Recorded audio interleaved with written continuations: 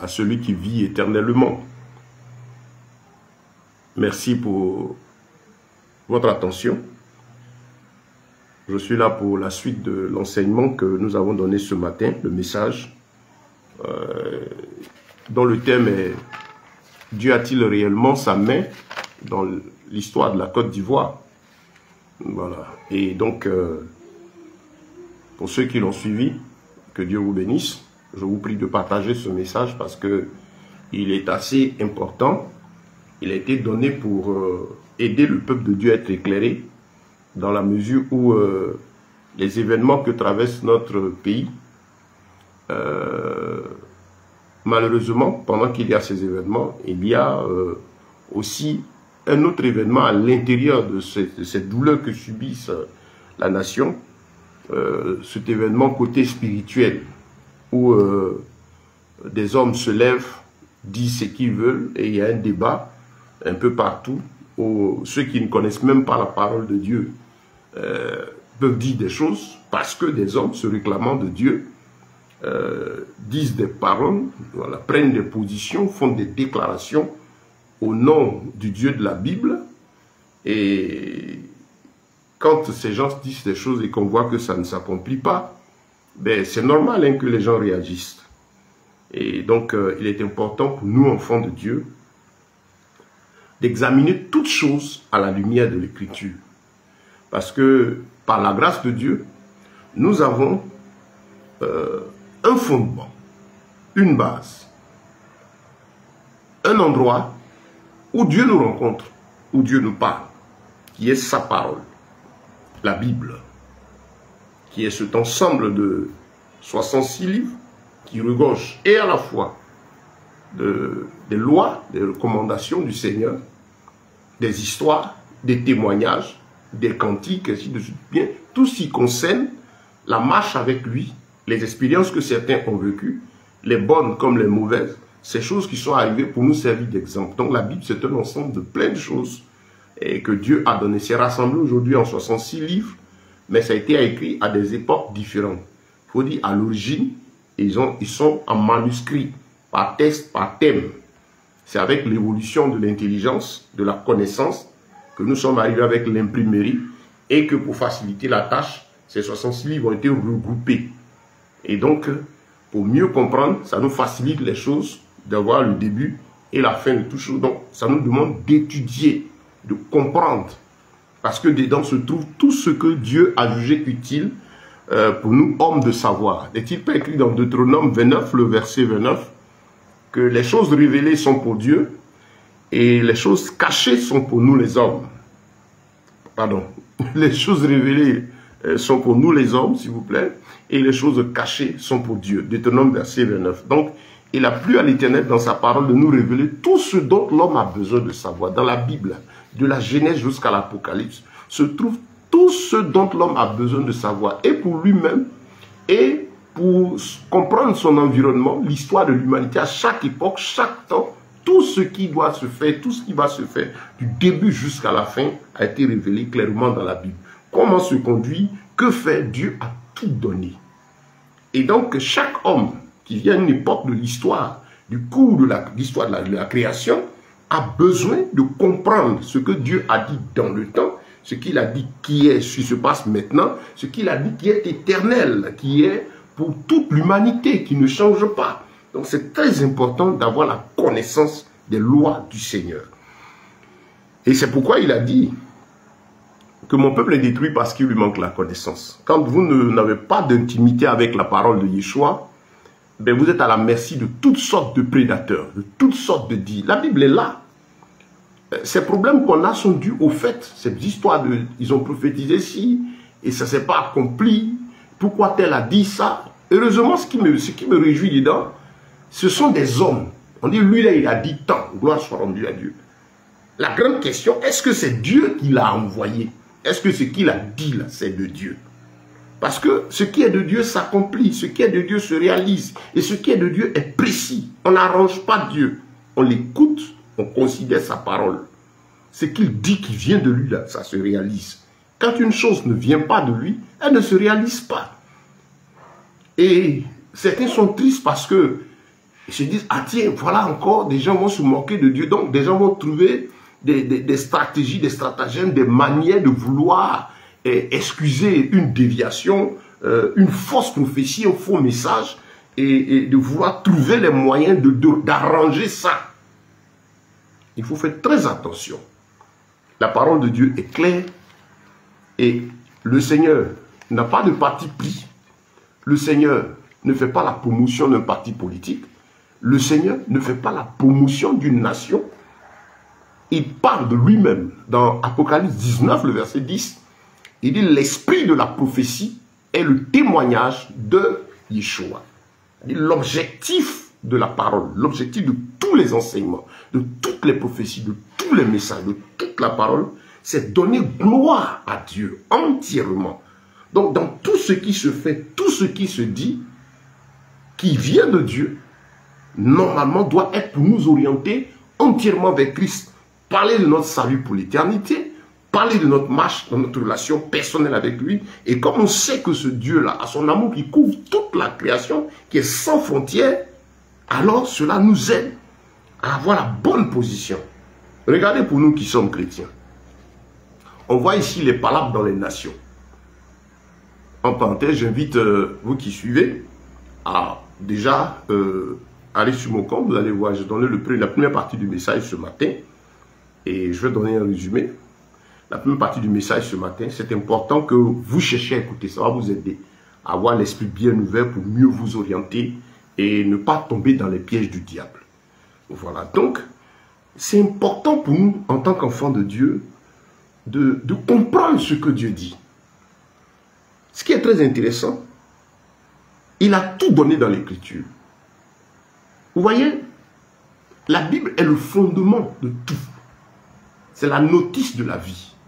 En elle se trouve tout ce dont l'homme a besoin de savoir concernant son temps, sa vie à lui-même, son temps de vie sur cette terre, ce qu'il attend après son passage sur cette terre, l'information en ce qui concerne ceux qui l'ont précédé et ce qui est éternel, ce que Dieu a voulu en tant que créature. Pour chaque créature, Dieu a tout donné.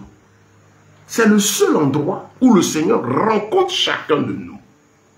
Et donc, comme Dieu utilise des hommes pour travailler, ceux qui sont réellement des serviteurs de Dieu, des enfants de Dieu, ont pour rôle de rendre la parole de Dieu. Pas de dire les choses qu'ils pensent, de donner leur avis ou leur émotion. C'est quand l'homme se lève pour donner son avis, parler selon ses émotions, dans l'objectif de plaire à une multitude, de fortifier ceci ou de faire cela, qu'il se cogne la tête. Le Seigneur est très patient quant à sa parole. Il veille sur, la Bible dit, veille sur sa parole pour l'accomplir. Donc, bien aimés,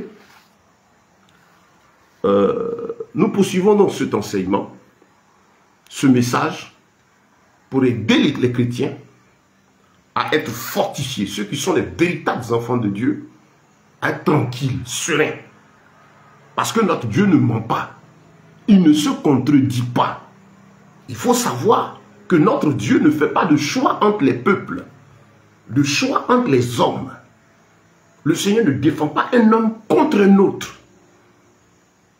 L'œuvre de Dieu consiste à défendre l'homme contre le péché. Travailler à ce que l'homme soit sauvé, qu'il aille dans l'éternité. Puisque l'homme se trouve dans un corps qui est de nature pécheresse, qui est voué à la condamnation, la mort physique, et dans un environnement qui va vers sa fin.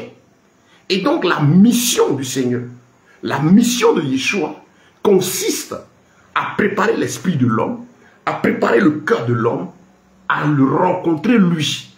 Parce que sa volonté est que tu ne meurs pas sans avoir fait la paix avec Yeshua. Que tu ne meurs pas sans avoir gardé la foi vraie. Si tu as la grâce d'entendre parler de lui. Sa volonté est que tu sois avec lui dans le royaume des cieux.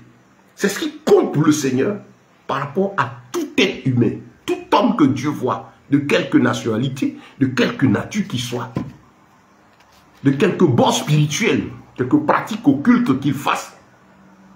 La volonté de l'Éternel est que chaque homme soit sauvé. Donc, il n'a pas notre appréciation. Pour nous qui sommes chrétiens, nous voyons qu'au niveau de l'église, quand on rentre dans une assemblée, sur un groupement de frères, quand on prend l'église en général, bon, quand on veut prendre l'assemblée, les groupes de frères, un groupe de chrétiens qui se réunit, vous allez être le seul endroit en Christ où vous allez trouver toutes les nationalités. Et nous nous appelons frères, sœurs. En Christ, il n'y a pas de nationalité. En Christ, il n'y a pas d'ethnie. Nous nous réunissons autour de Yeshua. Et c'est ça la volonté de Dieu. À travers les hommes, qu'on soit eux. Qu'on se comprenne, qu'on s'aime. Qu'on ne soit pas divisé.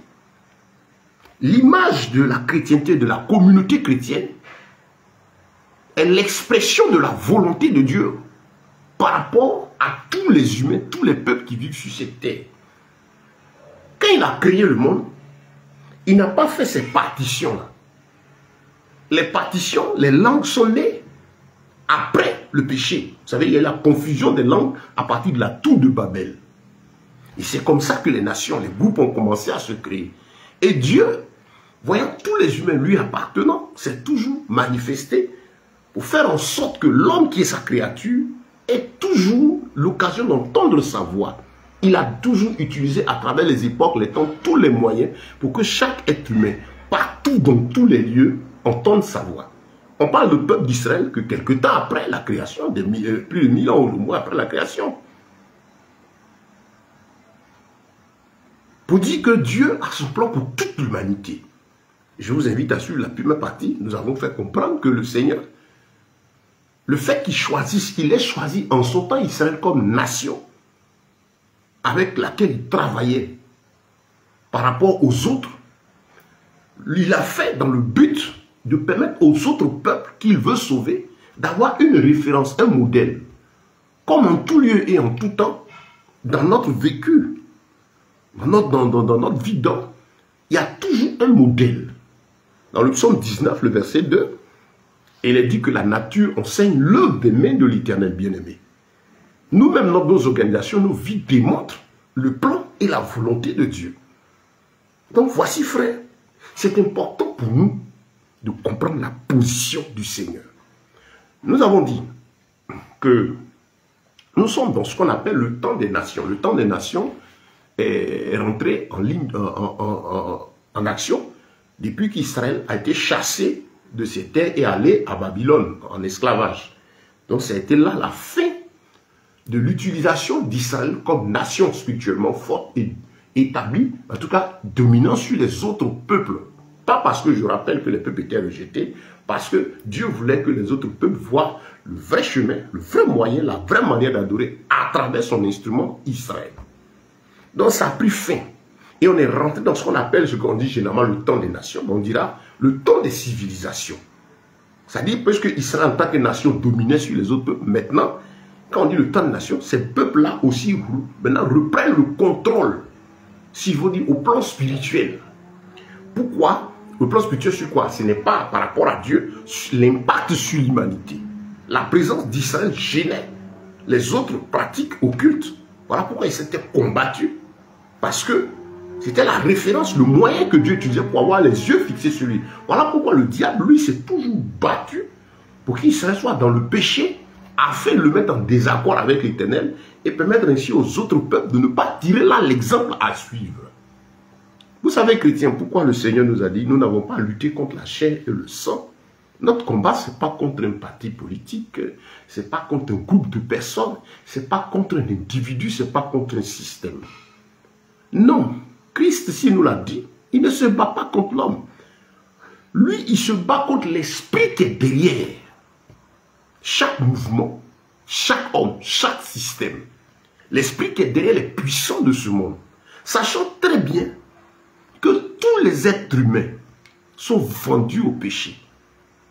Et s'ils meurent sans Christ, leur fin c'est l'enfer. Et la volonté de l'Éternel Dieu est que aucune personne ne meure et la aille en enfer. Voilà pourquoi le Seigneur est triste. Et avec beaucoup de frères qui ont des visions, qui le voient, il est triste quand il regarde l'humanité. Parce qu'il voit que les hommes marchent sans Dieu Et en marchant sans Dieu, la fin là, c'est la GN, malheureusement. Il n'a pas fait la GN. Il en fait pour les hommes. Il a fait pour jeter Lucifer et les démons qui ont désobéi. Ils sont devenus Satan et anges déchus, démons aujourd'hui. Là-bas, c'est leur lieu de condamnation éternelle. Comme sont des esprits, c'est là-bas qu'ils vont périr continuellement. Sa volonté est que l'homme qu'il a créé soit avec lui. Mais l'homme, malheureusement, étant rentré dans le péché et a consommé l'iniquité, va voir son âme donc en danger. Et donc le programme de Dieu est que l'âme, qui est la partie centrale de chaque être humain, là, ne périsse pas. Hein, que ton âme ne termine pas, ne continue pas son éternité dans la GN.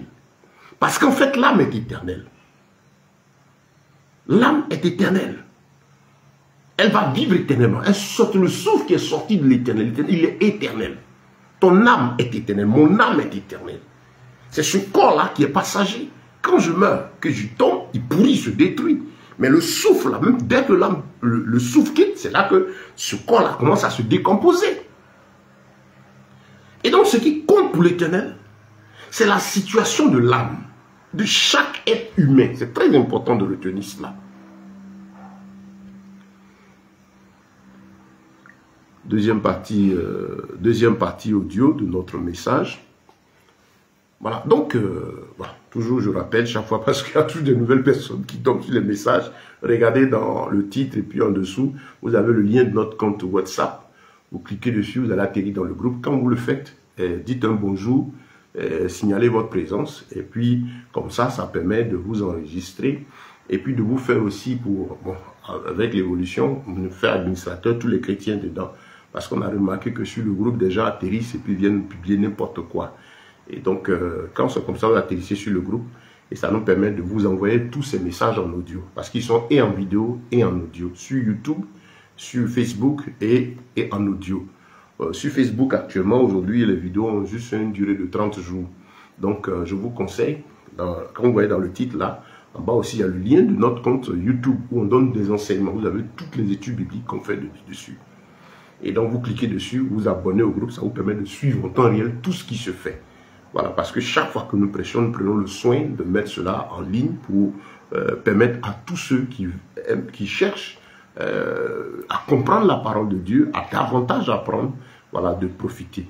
Donc, c'est pourquoi vous pouvez me voir chaque fois que je dis première partie, deuxième partie. Voilà, ça c'est pour l'audio. Voilà. Et donc, ça facilite effectivement l'écoute. Donc, ceux qui le veulent, vous faites, là on vous donne l'enseignement. Et puis aussi, ainsi de suite, demandez, quand vous allez sur YouTube, vous voyez un thème, vous pouvez maintenant m'écrire pour dire, ah, il y a tel que vous avez traité. Si vous avez la version audio, envoyez, puis on vous l'envoie aussi. Voilà, donc j'étais en train de dire, frère, que c'est important pour nous de comprendre les choses à la lumière de l'Écriture. Le Seigneur a dit, mon peuple est détruit parce qu'il lui manque la connaissance. Et donc, ce matin, ce que nous avons eu à dire un peu d'entrée, c'est que aujourd'hui, l'œuvre de Yeshua dans l'humanité ne se fait plus à travers un peuple, une nation, mais à travers l'individu. Parce que son esprit est dans toutes les nations, à l'intérieur de tous ceux qui ont cru en lui. Le Saint-Esprit n'est plus en Israël au temple. À l'effusion de l'Esprit est descendu sur les disciples et il continue de se répandre dans tous les peuples et dans toutes les nations. Donc l'œuvre de Dieu, parmi toute l'humanité, se fait désormais à travers l'individu, l'instrument homme. Ce n'est plus pas un instrument physique. C'est quoi déjà au niveau de l'église, on parle du temple. Le temple, ce n'est pas le bâtiment que vous avez. C'est toi, c'est moi. C'est en toi et en moi que l'Esprit de Dieu habite. Il n'habite pas dans un bâtiment. Donc c'est important de comprendre comment Dieu agit en ces temps. Quels sont les instruments, ces moyens qu'il utilise. C'est important pour l'enfant de Dieu de comprendre la parole de Dieu. Les époques, les temps. Nous sommes à une certaine époque de l'histoire de l'humanité. Que dit la Bible par rapport à notre temps? À quel moment de la création nous sommes? Étant aujourd'hui dans des mouvements, qu'est-ce que la Bible dit? Vous avez ce qui se passe, par exemple, on parle du monde bipolaire. Vous avez actuellement, comment on appelle, le bloc occidental qui est en palabre avec le bloc oriental. On parle de monde bipolaire. C'est important pour nous chrétiens de comprendre, on se situe où? Vous voyez l'économie mondiale qui aujourd'hui est en train de tendre vers la dématérialisation de la monnaie. Tout est en train d'être numérisé, informatisé. Tout dépend aujourd'hui du système interne. Donc, c'est important de comprendre toutes ces choses et ça va vous aider, ça nous aide, nous tous, à savoir nous orienter. Je rappelle, prenez le soin, vous qui tombez sur le message, de voir la première partie de l'enseignement. Vous pouvez le trouver sur mon compte YouTube, voilà, ou bien vous m'écrivez, je vous l'envoie en audio. Donc, je disais que c'est important. Le Seigneur n'utilise plus de nation. Il n'utilise pas une nation. Il utilise des hommes qui sont dans les nations. C'est pourquoi son esprit est partout dans tous les pays à travers des hommes, des instruments qui se convertissent. Pour répondre déjà à cette question, quand on dit Dieu, la Côte d'Ivoire est une nation bénie et que le Seigneur va utiliser la Côte d'Ivoire, ce que je dis est valable pour tous les autres peuples. Si donc Dieu utilise aujourd'hui, fait son œuvre aujourd'hui à travers l'individu et non la nation, c'est important de chercher à savoir qu'est-ce que Dieu nous veut ici, dans ce pays. Pourquoi il y a certaines actions qu'il a posées que les uns et les autres ont vues. Shalom à vous, bien-aimés en ligne. Pourquoi le Seigneur a-t-il sa main dans l'histoire de ce pays? Qu'est-ce qu'il veut? On sait que ce Dieu-là ne choisit pas de nationalité. Ce Dieu-là ne choisit pas de frontières. Son esprit est partout. Il n'a pas notre appréciation des choses. Ce qui compte pour lui, c'est le salut de chaque être humain. Les palabres entre les hommes, pas que ça n'intéresse pas Dieu, mais ce sont des choses qui arrivent parce que le monde est sous le contrôle du péché. Au moment où je vous parle, on est dans une situation de crise post-électorale en Côte d'Ivoire. Mais ce n'est pas là, ici seulement. Regardez au Cameroun. J'ai échangé avec une connaissance qui au Cameroun me disait que c'est chaud là-bas aussi. Et quand vous voyez la tendance dans les différents pays, vous voyez un peu, vous prenez les choses, vous allez plus haut. Vous savez, en tant qu'enfant de Dieu, c'est bon de comprendre ceci. Le Seigneur dit, rien n'arrive sans qu'il ne l'ait permis. Donc, en toute chose, c'est de chercher à discerner quelle est la volonté de Dieu. Éphésiens 5, 17 nous dit, ne soyez pas inconsidérés, mais en toute chose, discerner quelle est la volonté de Dieu. Ce pays-là, c'est pas aujourd'hui que, bon, nous marchons en Christ, je l'ai dit. Moi, les choses ont commencé devant nous quand ces événements, ces mouvements de crise, les difficultés de cette nation ont commencé, pratiquement avec l'an 2000, le fait 99, mais quand en 99, il y avait par exemple le premier coup d'État en Côte d'Ivoire, ben, moi j'étais déjà en Christ, ça vous dit que depuis lors, nous observons, nous prions. Et nous suivons le mouvement de l'esprit. Sachez une chose, Dieu ne défend pas un parti politique, non. Dieu ne défend pas de leader politique, non. Dieu ne défend pas un groupe contre un autre, ce n'est pas son travail. Dans Luc, le chapitre 12, il y a 12 verset 14, hein, quand le Seigneur était en mission en Israël, il y a un monsieur qui est venu le voir et dit, maître, il faut me rendre justice de ma partie adverse. C'était une affaire de partage, d'héritage, ainsi de suite.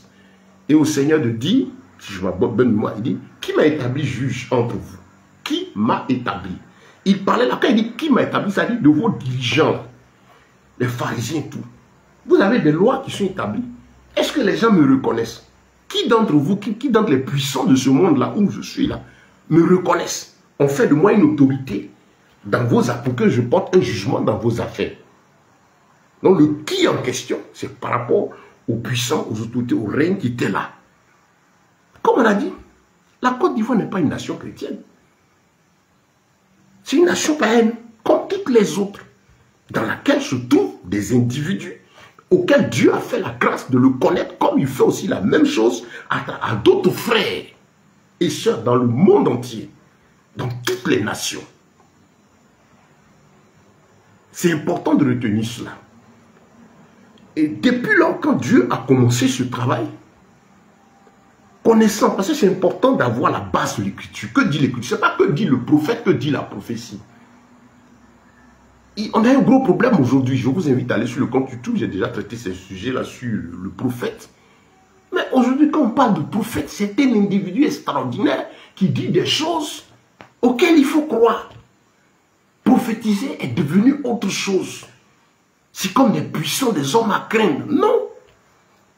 Prophétiser, dans le sens biblique de la chose, veut dire parler de la part de l'Éternel.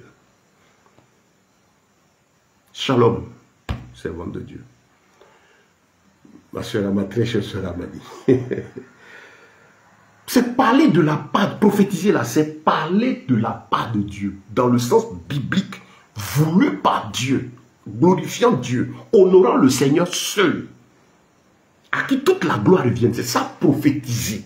C'est parler de la part de Dieu. C'est-à-dire, c'est quand Dieu veut parler, là, il utilise cet instrument pour donner son message. Quand Dieu n'a pas envie de parler, l'individu qui a ce don, ou cette mission, ce ministère de la prophétie, se tait.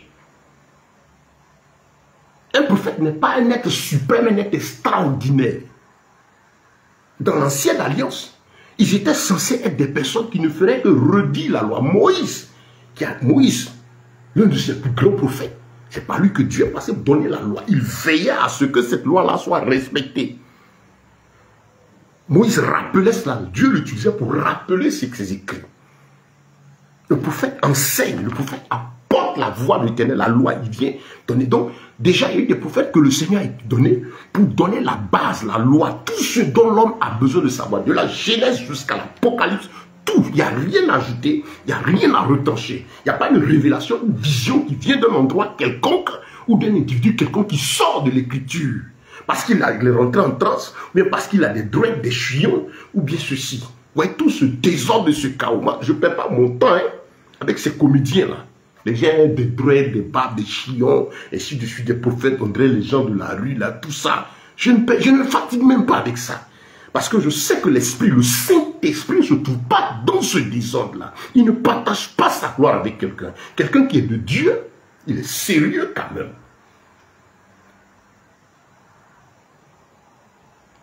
Je ne peux pas monter avec ces légèretés-là. Donc frère, c'est bon de connaître notre Dieu. Connais ton Dieu. Connais ton Dieu. Est-ce que dans Michée chapitre 6, le verset 8, il est dit, on t'a fait connaître, ô homme, ce qui est bien. Donc bien aimé, pour nous qui sommes en Christ, c'est bon de connaître l'œuvre de Dieu. Que la parole là est notre fondement. Quand vous connaissez la parole, vous savez écouter les messages. Parce qu'aucune prophétie ne sort du cadre de l'écriture. Une prophétie venant de Dieu, Apocalypse 19, verset 10, je rappelle, a dit, l'esprit, le témoignage de Yeshua est l'esprit de la prophétie. Le pourquoi d'un message, d'une prophétie, c'est donner gloire à Yeshua. Amener l'âme à la sanctification, amener l'âme à la conversion, amener l'âme au salut. Mais quelles sont ces prophéties qui sont données pour plaire aux gens? Ces prophéties de football, ces prophéties de tu seras grand, les gens vont parler de toi. Quand vous ne connaissez pas la Bible, c'est là où vous allez penser que ça vient de Dieu. Ce sont des trucs d'émotion. Être riche, se marier, avoir un enfant, c'est un don que Dieu a donné à toute la création, de façon souveraine. Ce n'est pas un événement. L'événement important, c'est le salut, c'est l'éternité, qui est réservé pour ceux-là qui acceptent Yeshua. C'est pourquoi quand le gars est venu lui dire, rends justice là, ma partie avec lui a dit, qui m'a établi juge en vous? Je dis ce matin, nous tous aspirons à ce que la paix et la tranquillité reviennent dans cette nation. Donc le problème, le mal est assez profond. Je n'ai pas le temps de m'établir dessus. Je suis dans cette lignée. Je vais revenir sur ces éléments. Mais l'intervention est pour aider chaque frère et chaque soeur à avoir la bonne position selon la Bible. Être tranquille. Parce que quand tu suis le Seigneur, tu suis sa parole là. Ce Dieu-là ne se contredit pas. Tu n'es pas choqué par tous ces mensonges. Tous ces dits d'hommes. Aujourd'hui, ceux qui se réclament prophètes, quand vous voyez tous ceux qui sont là, c'est pour plaire aux âmes. C'est pour l'émotion. Les prophètes de la foule, les prophètes du peuple. Alors, différent du prophète de l'Éternel. Le prophète de l'Éternel, c'est la voix de Dieu. Et ce Dieu-là, quand sa voix sort, c'est pour amener l'homme au salut. Quand Yeshua est venu, il ne s'est pas étendu sur l'aspect matériel parce qu'il a donné ça à toute la création. Et il a passé son temps à œuvrer pour que l'homme prépare sa rencontre avec l'Éternel. Quel a été le premier message? Répentez-vous car le royaume des cieux s'est approché. Et il a dit, je m'en vais, il revient pour chercher l'épouse, les 5 vieilles sages. Sa présence sur la terre est pour préparer cette église-là. Faire rentrer dans sa bergerie tous ceux qui ne sont pas encore sauvés. Et ceux qui sont sauvés, les préparer et avertir le monde de ce que ça va prendre fin. Mais, quand vous regardez toutes ces catastrophes, vous regardez l'imminence de l'enlèvement et les signes que la Bible donne, tout ce que le Seigneur a révélé dans le temps par les Daniel, ces vrais prophètes là, vous voyez ces choses s'accomplissent. On est sur le point de boucler la monnaie unique. On est sur le point de l'installation du gouvernement mondial. La lutte entre les deux blocs, le bloc occidental et le bloc oriental, nous dit quelque chose. Le conflit en Israël, quand tu as écouté la Bible, tu comprends quelque chose. Donc, en tant que chrétien, quand tu connais tout cela, et que par exemple tu es chrétien de Côte d'Ivoire, tu comprendras que la Côte d'Ivoire n'est pas une exception dans l'histoire des nations. Non. Il faut arrêter de tromper les gens. Dans ce pays, comme dans tout autre, et partout sur la terre, les gens ne craignent pas Dieu. À tous les niveaux.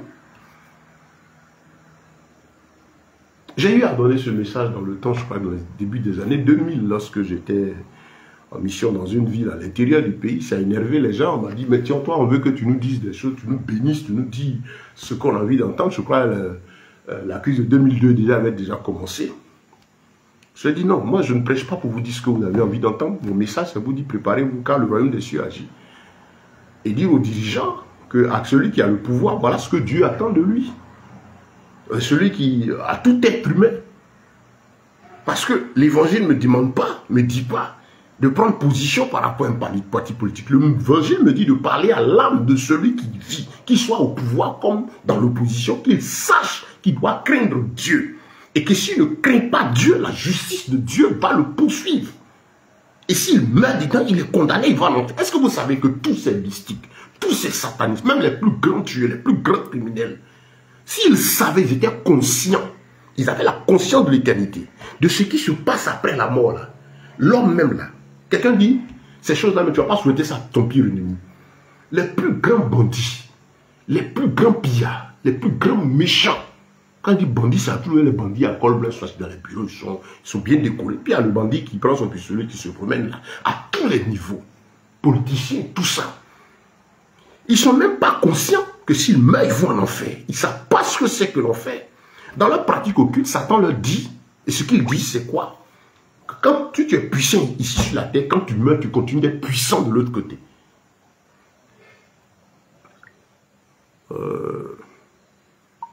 Voilà, troisième partie de notre enregistrement audio. Et donc, chez eux-là, chez tous ces mystiques-là, pour eux, tuent davantage. Vous allez comprendre pourquoi ils tuent davantage.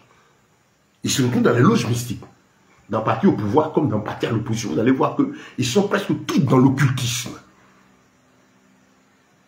Et nous, notre message, c'est de dire à ces personnes-là que l'éternité les attend. Et au plan vécu des hommes, puisque pendant qu'on est vivant, Dieu aussi tient compte de ce qui se passe dans le milieu. Il faut dire à ces personnes-là d'avoir la crainte de Dieu. S'il n'a pas la crainte de Dieu, dis-lui qu'il mourra. Et s'il meurt dans cette situation, va à l'enfer. Il a compte à rendre à Dieu. Si le message de l'évangile était prêché pour faire comprendre à ces individus que, attention, il y a la justice de Dieu qui arrive et le jugement. La justice de Dieu, c'est quoi? La Bible dit que le Saint-Esprit est venu pour nous convaincre de péché, de justice et de jugement.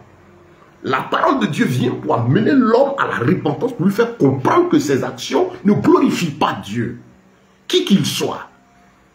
De deux, s'il reste dans son péché, il y a des choses que la personne subit qui sont la conséquence des actes qu'il pose.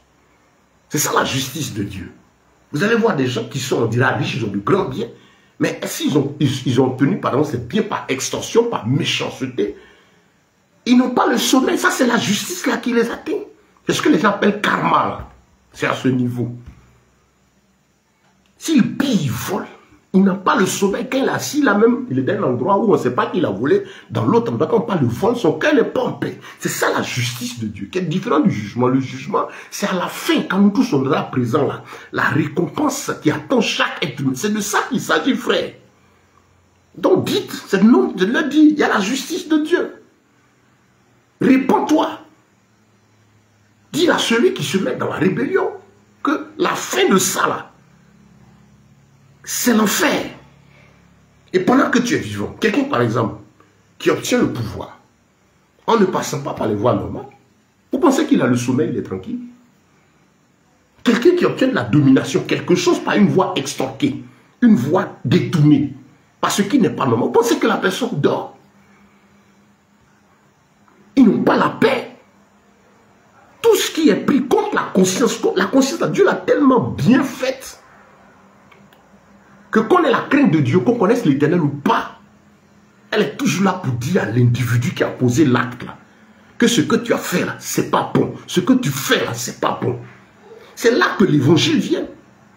Que si nous prêchons l'évangile pour dire aux hommes, les mettre face à Dieu, vous allez voir que ceux qui veulent être sauvés seront sauvés, ils vont se repentir. Celui qui veut s'endurcir là.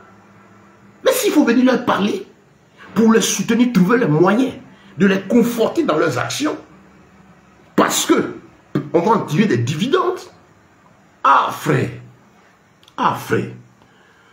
ce sera un sérieux problème.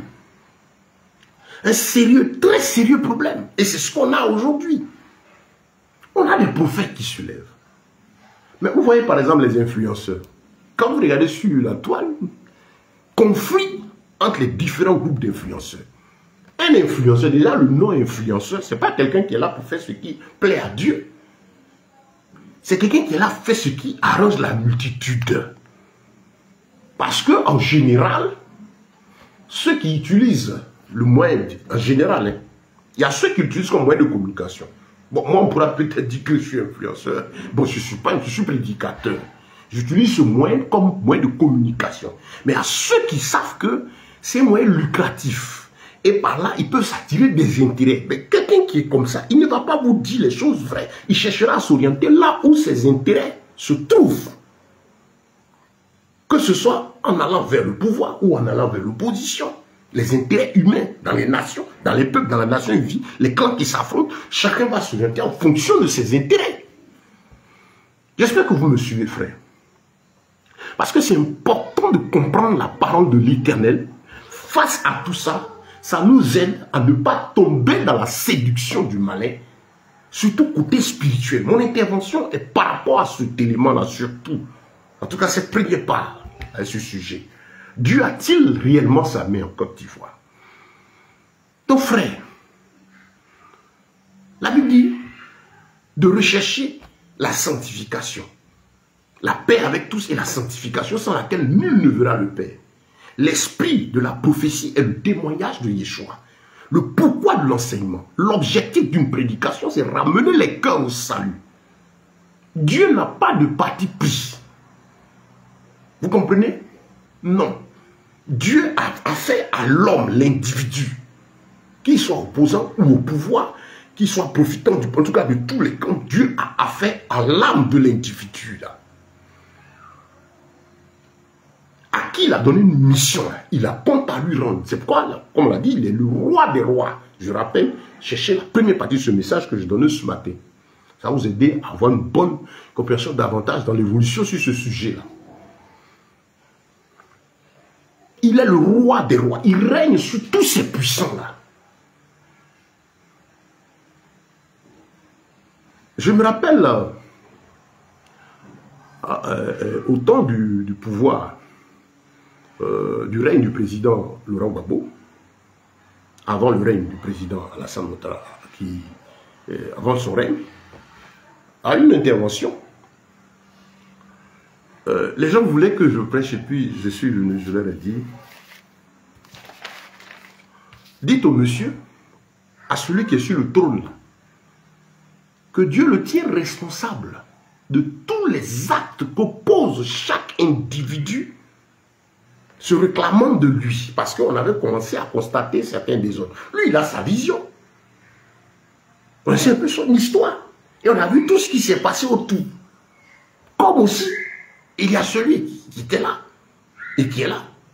Et tout ce qu'il a comme vision et tout ce qui se passe autour. Chaque leader est responsable de tout ce qui se passe devant Dieu. C'est ça. Pour après les rois des rois. Il faut dire à ces rois, ils rendront compte à Dieu. Dieu établit le roi sur la nation. Selon son peuple, il n'est pas roi. Tu n'es pas roi pour un groupe au détriment de l'autre. Non. Tu es roi établi par l'Éternel. Vous savez, dans la Bible, il y a deux types d'instruments du Seigneur. Que le Seigneur appelle mon serviteur. Il a deux sortes de serviteurs. Il y a le serviteur, ami de Dieu. Ami, dans âme, vous avez l'âme, ça dit quelqu'un qui est attaché à l'Éternel. Et il y a le serviteur, instrument de colère. Vous voyez, Israël a été envoyé sur ces terres. Et il y avait les rois qui dirigeaient Israël. Quand ils étaient attachés à l'Éternel, ça faisait du bien au peuple. Quand ils n'étaient pas attachés à l'Éternel, ça conduisait le peuple dans la désolation. Et là même encore, quand Dieu voulait punir Israël, il permettait qu'il y ait d'autres rois. On a vu les rois philistins, assyriens autour.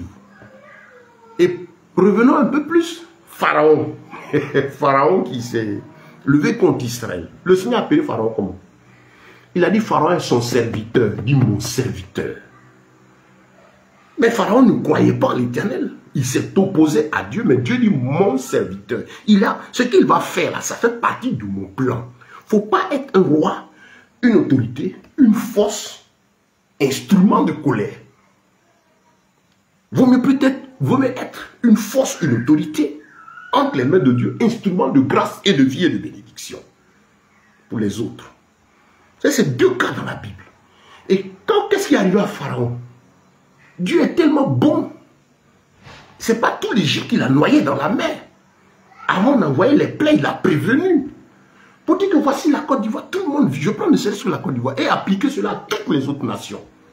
L'amour de Dieu est répandu pour tous les hommes, de quelque nationalité qu'ils soient. L'amour de Dieu est répandu pour toute la création. Notre Dieu là, ne veut pas que quelqu'un, qui qu'il soit, de quelque ethnie qu'il soit, meure sans avoir fait la paix avec lui. Parce que quand il meurt, son âme va en enfer, souffrir éternellement. Voilà pourquoi Yeshua est venu. Il n'a pas été aimé des pharisiens. Il n'a pas été aimé du collège pastoral qui était là. Pourquoi? Parce qu'il n'est pas venu faire les choses comme eux voulaient. Eux voulaient qu'ils chassent Rome, qu'ils détruisent la puissance de Rome pour que eux, pharisiens, cessent de payer les impôts à Rome et continuent de dominer en Israël pour être vus. Les bishops, les archibishops, voyez un peu les prophéties. Certains, dans cette situation, courent pour donner des messages dans le but de quoi? Quand vous les écoutez, ce qui est choquant et qui est aussi très clair. Vous allez voir que Dieu a envoyé un prophète ici. Si je ne suis pas prophète de l'Éternel. Ah bon? Depuis quand Dieu travaille pour défendre un homme? Ah bon? Donc ton plan, ta prophétie, c'est pour ta personne. Quand vous entendez ça, ce n'est pas l'Esprit de Dieu. On a vu Pierre et Jean. Quand les gens cherchaient à les élever, déchirer leurs vêtements. Objectif, regardez au ciel. Celui qui est de Dieu, quand il passe à faire peur, ça fait trembler les cœurs de tous les côtés. L'homme a envie de fuir le péché pour s'attacher au Seigneur. Mais quel est ce Dieu qui doit défendre des hommes? Le prophète t'en a parlé. Les bishops t'en ont parlé. Et c'est dans ça, c'est dans cet esprit-là, qu'aujourd'hui, pratiquement, tous ces hommes se réclamant serviteurs de Dieu travaillent. Parce que, objectif, le clan, le groupe, l'assemblée, sa notoriété et les intérêts de Christ. Bien aimé, les intérêts de ton Dieu, c'est quoi? Dans cette affaire de Côte d'Ivoire, la gloire revient à Dieu en quoi? Bon, le Seigneur va intervenir, Dieu m'a révélé une prophétie, la Côte d'Ivoire va gagner la Coupe du Monde. Ce n'est pas le Seigneur. Il a quoi à voir dans l'affaire du football? Des gens vont faire des pratiques occultes, ça c'est le monde. Le diable aussi opère ses miracles. Je répète, toi qui es chrétien, qui vas écouter ce message, Apocalypse 19, verset 10. L'esprit de la prophétie, l'intention, le cœur du message est le témoignage de Yeshua, de Jésus. Ça dit tout message, tout ce qui est donné comme révélation, doit normalement attirer l'attention de celui qui reçoit le message sur la personne de Christ, de son œuvre de salut, qui appelle l'humanité à la repentance, qui montre que le monde va vers sa fin et qu'il faut se repentir. Si c'est ce message-là qui est prêché, les gens qui écoutent autour là, soit ils se convertissent, soit ils s'endurcissent, mais au moins ils entendent la vérité. Vous avez ces prophéties et ces prophètes du monde. Je ne vais pas être influenceur, ceux qui font beaucoup d'interventions en ligne. L'autre groupe va prendre, ah, tel prophète a dit, donc Dieu m'a fait. Il a beau d'oreille, il a chillon, elle est mal habillée, elle est ceci, mais ils sont contents parce que le prophète a dit, parce que ce qu'il dit là, ça l'arrange. Prophétie du Seigneur, le Saint des Saints, dans un canal sujet, vient pour ton plaisir, non. Dieu vient pour t'amener à la repentance, frère. Voilà des gens qui meurent de part et d'autre. Quand ils tombent, ils vont où? Quand tu es né de nouveau, tu as le Saint-Esprit. Chaque fois qu'on te dit qu'une âme tombe et qu'elle est morte, de toute façon, Christ est puissant en regardant l'humanité là. C'est comme ça, le sentiment qui est dans le cœur d'un enfant de Dieu né de nouveau, qui a vraiment Christ. La tristesse quand on voit le sort des âmes. Donc pourquoi nous voulons qu'il ait la paix en Côte d'Ivoire, par exemple, la tranquillité, sachant que on est dans un monde qui va vers la fin. La paix, quel type de paix et jusqu'où? En un moment où ces deux grands blocs-là sont en train de s'affronter, un va tomber pour laisser la place à l'autre. Le bloc oriental va prendre le dessus. Et c'est ce bloc, avec l'URSS, la Russie, et peut-être tout ça en tête, qui à un moment vont aller pour la guerre d'Armageddon. Allez voir le fleuve de l'Euphrate, l'espace où aura lieu cette guerre d'Armageddon là, ce fleuve en train de se dessécher. Et la plupart de 200 millions de soldats seront mobilisés contre Israël. Les choses se mettent en place. Et il y aura cette guerre livrée contre ce petit pays-là, qui sera détruit sur ses 2 tiers. N'est-ce pas la scène qui se présente là? Et ces 2 blocs-là, la plupart du temps des civilisations, à travers la prophétie, la révélation de Nebuchadnezzar. Les civilisations dominantes. Donc vers la fin, c'est cette puissance-là qui va s'asseoir. Regardez actuellement le conflit entre les États-Unis et puis ce bloc. Le conflit entre l'Occident, le problème en Ukraine, vous voyez tout ce que ça crée. En tant que chrétien, quand tu comprends ça, tu sais que ce qui se passe en Côte d'Ivoire s'inscrit dans tout cela. Et sur notre théâtre, le théâtre de l'Afrique actuellement, ces mêmes 2 blocs-là s'invitent ici. Vous avez la présence du bloc oriental et la présence du bloc occidental. Et le bloc occidental, on dit effectivement qu'il en déclin, mais un déclin momentané. Parce que selon les prophéties, effectivement, ça va arriver. Donc, tout doit retourner sous la puissance du système vaticano-romain. Mais il y a un petit temps que Dieu est en train de permettre. Matthieu 24, le verset 12 à 14, et la charité du plus grand nombre va se refroidir. Mais la parole de Dieu, l'évangile sera prêché à toutes les nations en témoignant, c'est alors que la fin viendra. Frères, bien-aimés, réveillez-vous. Réveillez-vous, on est à la fin. Et c'est pourquoi Dieu a sa main dans l'histoire de ce pays. Ce n'est pas pour que la Côte d'Ivoire soit riche pour être riche. Ce n'est pas pour que des gens soient puissants économiquement. Ce n'est pas ça l'objectif du Seigneur. Ce n'est pas pour que un parti politique soit ceci. Dieu n'est pas là pour défendre des intérêts humains, des intérêts de clan, des intérêts de région. Effectivement, Dieu a sa main dans l'histoire de cette nation parce que il va utiliser des instruments, des individus, là, des canaux, comme il en a dans d'autres, desquels, en tout cas à partir desquels, le Seigneur fera partir sa parole une dernière fois dans toute l'humanité par rapport à la prophétie de Matthieu 12, 14 là. Et cet évangile du royaume, et cette bonne nouvelle du royaume, je vais t'expliquer pourquoi Dieu a choisi de par cette nation d'utiliser des instruments. Quand même, c'est une nation païenne qui n'a aucune alliance avec l'Éternel. Je l'ai dit lors du premier message. Il n'y a pas un endroit ici où on a décrété que la Côte d'Ivoire est une nation chrétienne. Elle n'a rien de plus que les autres peuples. Elle est dans la même situation de péché. Si aujourd'hui il y a une délivrance, qu'est-ce que les gens sont en train de faire? Aller chanter au maquis, danser, rentrer dans toutes les gens vont voir leurs fétiches, les gens vont voir dans les deux parts et d'autres, dans tous les cas, des mystiques, des occultistes.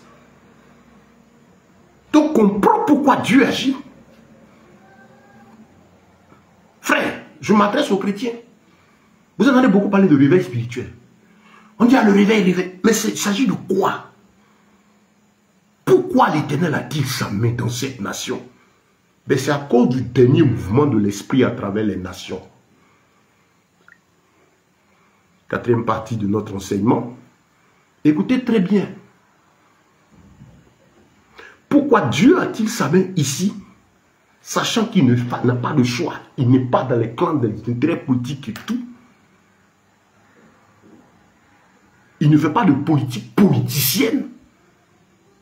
On pourra, si vous avez des questions et des préoccupations, vous qui êtes tombé sur cette vidéo, mettez vos questions dans les commentaires. Ou écrivez-moi sur WhatsApp, je vais mettre vos questions. Et puis, on va répondre ça, permettre de vous aider. Et en parenthèse, je veux dire que d'ici la semaine prochaine, Dieu aidant, avec sa grâce, je vais commencer l'étude du livre de Daniel. J'invite tous les chrétiens, à tous les niveaux, vous qui avez cru en Christ, et selon vos fonctions, vos ministères, à suivre ces enseignements-là. Parce que le livre de Daniel nous dit tout ce que le monde allait vivre, vit actuellement, et jusqu'à sa fin, et jusqu'à l'entrée dans l'éternité, associé au livre d'Apocalypse qui donne plus de détails. Quand vous connaissez le livre de Daniel, vous comprenez le monde. Vous avez la bonne compréhension. Comme Paul disait aux Éphésiens, aux Colossiens qu'il écrivait, il dit, je prie pour que vous ayez la connaissance précise et correcte.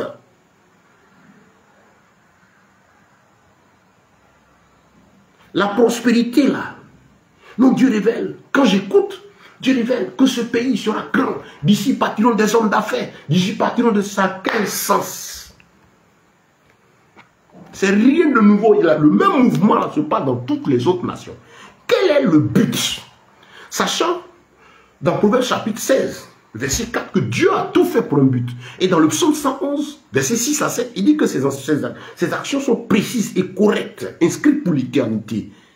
Dans ce monde qui va vers sa fin, en plein conflit, où le péché est accru, pourquoi Dieu agit-il? Quel est son objectif? Il y a quoi derrière? Il y a des riches partout. Ce n'est pas pour que la Côte d'Ivoire soit riche. La main de Dieu est ici. Ce n'est pas pour qu'il y ait des hommes riches. Ce n'est pas pour qu'il y ait des hommes puissants. C'est pas pour qu'il... Ça n'est pas pour ça. La finalité, ce n'est pas ça. Évidemment, là où il y a la présence de Dieu, il fait pleuvoir sur les bons et les méchants. La pluie. Effectivement, il va voir, comment on appelle, un développement au plan économique, la puissance financière, mais qui est donné par Dieu pour permettre à ces instruments-là qu'il a choisis pour être entre ses mains, ces derniers porte-voix de la parole dans les nations-là, pour permettre à ces personnes de travailler. Parce que pour vous prêcher, j'ai besoin de connexion Internet. On a besoin de mettre ces messages sur les, de distribuer la parole de Dieu. On a besoin d'engager des missions, faire entendre la parole de Dieu. Ça nécessite des moyens. Aujourd'hui, tout s'achète. L'argent répond à tout, c'est ça. Et notre Dieu sait que pour que sa parole une dernière fois fasse le tour des nations, le tour des peuples, touche tous les cœurs, il faut des moyens. Et ces moyens qu'il envoie, c'est pour sa parole, comme il a fait avec les États-Unis. Vous vous rappelez le mouvement de réveil quand il a pris les États-Unis? C'est avec des canaux puissants financièrement que le Seigneur a travaillé. Mais ça a sa conséquence sur toute la nation. Elle est là aujourd'hui à sa puissance financière. Mais Dieu voulait faire quelque chose. Et comme il est bon, à lui appartient l'or et l'argent, les trésors qu'il a mis sous la terre, il a donné à tous les peuples. Mais vous voyez aujourd'hui au niveau de l'Afrique, le réveil économique dans certains endroits, les découvertes de mines de richesse, ainsi de suite. Mais c'est la justice de Dieu, l'a donné à toute la création. Mais en ce moment, nous les chrétiens, là, c'est là que nous devons avoir du discernement.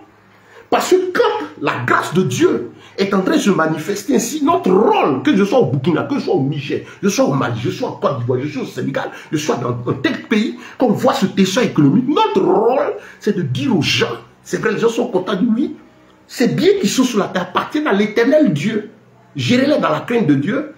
Et le Seigneur veut que vous soyez sauvés. C'est dans la bonté et la justice de Dieu. Voilà notre mission. Voilà pourquoi Dieu a samé en Côte d'Ivoire. À cause de Matthieu 24, verset 14. Et cette bonne nouvelle du royaume. L'évangile qui appelle à la repentance, à la sanctification, que la main de l'Éternel est dans l'histoire de ce pays. On parle du réveil spirituel. Ce n'est pas la comédie que vous voyez. Effectivement, Satan sait qu'il y a ce dernier mouvement de l'esprit qui va être soutenu par la puissance et la force du Saint-Esprit. Comme il a été avec les apôtres dans l'accomplissement de la prophétie de Malachie, le chapitre 4, où il disait que l'esprit de lui reviendra pour remener le cœur des fils au père. Il y a eu la première partie, le cœur des pères aux fils. Et la deuxième partie, le cas des fils au père, c'est-à-dire nous, la dernière génération de chrétiens, des gens de la fin, là, ramener nos cœurs à la vie apostolique.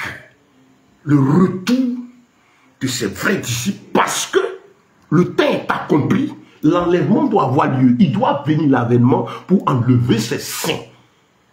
Et donc, il faut préparer l'église, l'épouse, pour les noces de l'agneau. J'ai prêché dessus récemment. C'est ce grand événement qui est en cours. Voilà pourquoi l'Esprit de Dieu est en train de créer toutes ces dispositions. Maintenant, cet engouement dit spirituel, cette force faite d'émotions, excusez-moi, qui a lieu partout dans le monde, c'est le diable. Il dévance, il sait quand il ne peut pas empêcher le plan de Dieu, il ne peut que courir pour imiter. Il sait que le vent de l'Esprit vient.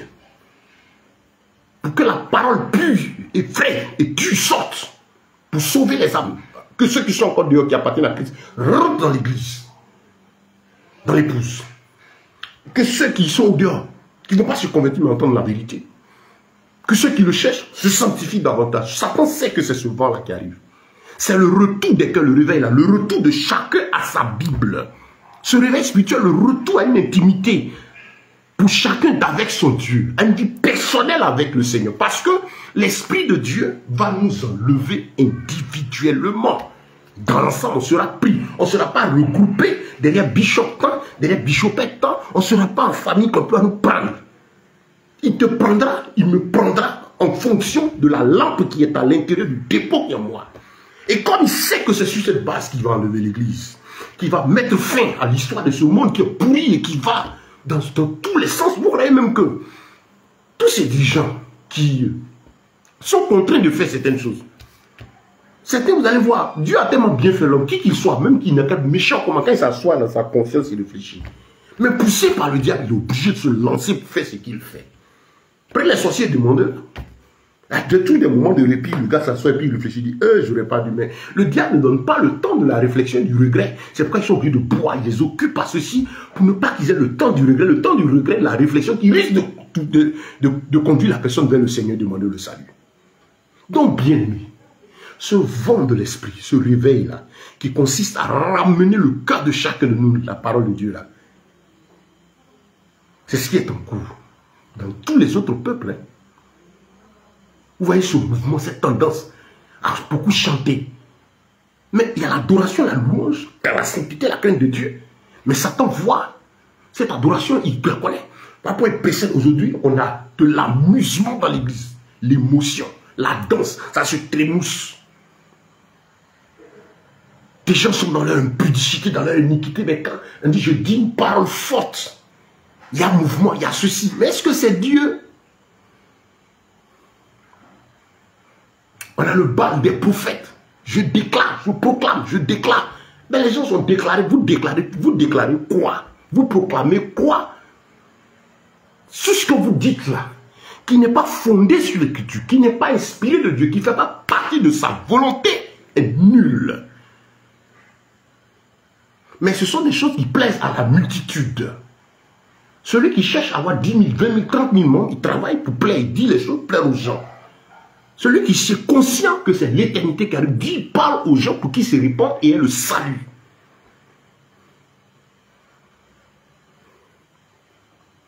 Matthieu 24, Le verset 14. Voilà pourquoi Dieu a sa main en Côte d'Ivoire et comme dans bien d'autres nations. Parce qu'il y a ce dernier mouvement de l'esprit qui va servir à ramener au dehors. Il y a des gens qui sont dans le monde qui ne sont pas encore convertis, qui appartiennent à Christ. Le Seigneur va les faire rentrer. Dans toutes les religions, dans tous les groupes. Ils doivent rentrer dans la bergerie.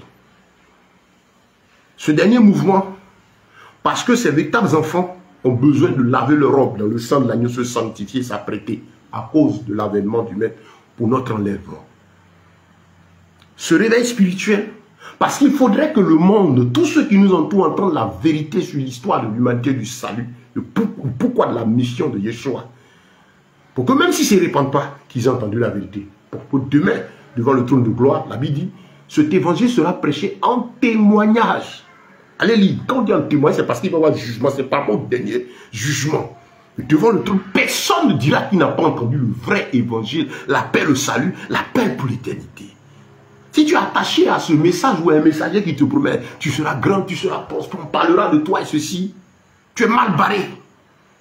Et le Seigneur œuvre en ce moment pour te sauver, pour que tu te répandes. Je ne suis pas en train de prêcher la misère. Ceux qui me connaissent savent que je suis entrepreneur, je travaille mes 10 doigts. Je travaille mes 10 doigts. J'ai un cabinet de biomédecine. Bien équipé. Je suis dans l'entrepreneuriat, il y a beaucoup de choses que je fais avec mes 10 doigts. J'enseigne l'activité avec les 10 doigts. Et ça fait partie de la mission, du service que j'ai en tant que serviteur de Dieu, en tant que missionnaire. Et donc, voilà la prédication. Voilà ce qui se passe. Donc, bien-aimés, rangez vos vies. Je ne sais pas combien de temps ça va durer, ce vent de l'esprit qui arrive. C'est pourquoi Satan a dévancé avec ses forces émotions, ses forces danses. On dit l'église, c'est la danse, la musique. On prêche, même puis les gens fuient la parole. C'est les prophètes, les prophètes, les prophètes. Il y a un même qui est dans un pays là, qui fait faire des libations, des incantations, les hôtels, les hôtels. Il y en a qui disent quoi, sont bouche autorisée. Je proclame, je déclare. Ça plaît à la multitude. Mais là où on te dit, Yeshua revient, le monde est perdu. La catastrophe arrive. Ça va durer combien de temps? La puissance de la civilisation romaine va reprendre le contrôle. La guerre des clans, qu'on dit des deux blocs là, et c'est notre théâtre ici en Afrique. Où est-ce qui se passe? Ils vont se battre. Parce qu'ils veulent la domination. Et tout ça doit arriver jusqu'à faire à soi un bloc commun. Mais ce qui les gêne, c'est la présence du Saint-Esprit. Voilà pourquoi il y a la persécution dans certains pays pour tuer, chasser les chrétiens qui se taisent. Et même ici, c'est des choses qui vont arriver. Parce qu'on voudrait entendre des gens dire ce qui leur plaît. Et puis après, on dit, bon, faites-les taire carrément. Et des choses qui arrivent, ces faux joints, ces hommes du peuple, ces prédicateurs du peuple et de la masse, vont se liguer contre ceux qui appellent à la repentance, à la sanctification, à l'attachement personnel avec Yeshua. Pourquoi? Parce qu'ils verront les intérêts menacés. Frère, le Seigneur revient. Les signes nous annoncent qu'on est à la fin. L'état de ce pays nous montre que quelque chose arrive. Où seras-tu? Le où, c'est parce que tous nous allons tomber. Ce corps va tomber, mourir, puis et mais pendant qu'il tombe, le souffle sort. Où passeras-tu ton éternité? La volonté de Dieu est que tu sois de ceux qui soient sauvés. Et c'est ça. Pourquoi Dieu s'amène dans ce pays? Parce que l'évangile va secouer encore le monde une dernière fois. Des hommes, des femmes sanctifiés, des chrétiens, des disciples consacrés, travaillant les 10 doigts, ce n'est pas un événement. Prêchons l'évangile du royaume, marchons comme les 300 soldats de Gédéon, que Dieu a choisi. Ça dit, ils ont l'esprit en éveil, ils se lèvent, ils savent ce que signifie Maranatha, qu'à tout moment son maître peut venir. Mais en même temps, pendant qu'il marche, il fait le travail de son père sur la terre. Il va au travail, il va aux affaires, il fait tout. Il sait que à chaque jour suffit sa peine. Il n'est pas établi, il ne s'est pas établi des projets de combien de temps dans son esprit. Il fait ce que son père lui donne de faire à l'instant parce que l'éternité arrive. Vous ne constatez pas, frère, que la prédication, les messages de la foule aujourd'hui ont une tendance, c'est faire espérer un lendemain meilleur, comme si le monde va devenir plus beau, comme si vous allez dominer tes enfants, vont dominer tes fils, vont dominer, alors qu'on est à la fin. Moi, je travaille. J'incite mes enfants, on se débat. Mais chaque jour, je rappelle, Yeshua va revenir. À tout moment. Et la mort peut suivre de telle manière avant l'enlèvement. Par accident. Par même un conflit communautaire. Des choses peuvent arriver. Mais comme dans la victoire. Que Dieu vous bénisse. Que Dieu vous bénisse. Demain, je vais prendre le temps, toujours la troisième partie de ce message, pour vous aider. Pour que vous, chrétiens, vous cessiez d'être tristes parce que des gens prophétisent que ce n'est pas accompli. Quand ce n'est pas accompli, ce n'est pas Dieu. On n'arrange pas Dieu. Il y a les prophéties qui s'accomplissent dans le temps. Il y a quelqu'un qui te dit, voilà, c'est comme si, c'est comme si, c'est comme ça. Et ça ne se fait pas. Mais on veut essayer de trouver un arrangement. Non, le Seigneur n'est pas de temps. Demain, on va toucher cette partie-là. Pour que vous soyez tranquille avec vos Bibles. C'est le moment de retourner à ta Bible. Parce qu'à travers ton attachement à l'écriture, tu peux comprendre la voix de Dieu. Les prophéties de Dieu sont la répétition de la parole. Leur esprit, leur message, leur but, c'est être christocentrique. Ça dit, vous amener à vous focaliser sur Christ. Une prophétie qui est de Dieu. Elle te donne envie de méditer, de te sanctifier, de fuir le mal et d'honorer Christ. Par contre, les prophéties de la chair, elles se donnent dans des canaux qui ne sont pas sanctifiés. Je veux des barres, des ceci, il y en a un chillon, tout ça, pour créer l'émotion, pour que tout le monde nous trouve son compte. C'est pas ça la Bible. Donc quand tu connais l'écriture, tu sais écouter comme les chrétiens de Béret et puis examiner. On verra cela demain. Donc je vous donne rendez-vous demain pour la troisième partie de ce message. Je vous prie de le partager et d'inviter les frères et les sœurs à suivre, bien-aimés. On est à la fin. Et le temps du maître est arrivé. L'évangile va bousculer le monde. Satan se fatigue avec ses faux réveils, ces trucs d'émotion, de bruit. Ce n'est pas de ça. Les hommes vêtus de peau, mangeant du miel sauvage, arrivent. Ses disciples, mis à part par l'Éternel, réapparaissent avant la fin.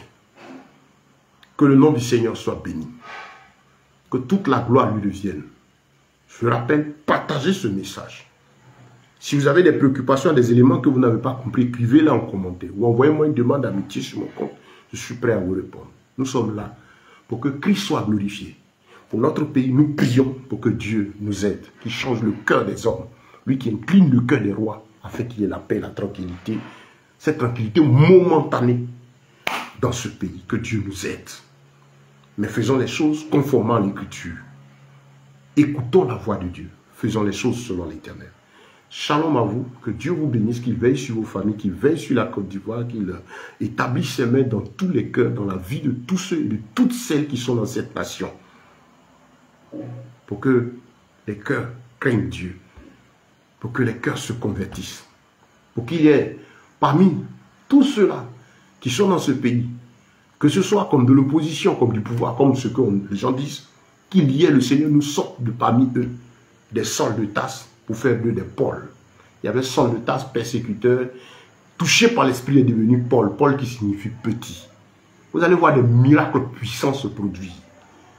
Dans l'histoire de ce pays aussi, des gens auxquels vous ne vous attendez pas vont se convertir. Et certains vont dire, non, moi je ne peux pas accepter que lui, on sait ce qu'il a fait ici et puis il se convertit. C'est ça Yeshua.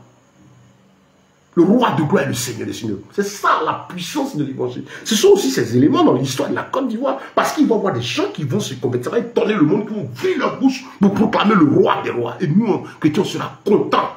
Moi, je prie pour que tous ceux qui sont établis dans cette nation, en autorité, ou à tous les niveaux, que ce soit dans l'opposition au pouvoir, craignent Yeshua, qui ne meurt pas sans Christ. Dans les villages les plus reculés, que les gens le saluent, la vie éternelle. C'est ça notre recherche. Que Dieu vous bénisse. Que sa paix et sa grâce vous soient multipliées. Shalom, shalom. Je vous aime. C'était votre Ben. Au nom de Yeshua, notre bien-aimé Seigneur et Sauveur. Amen.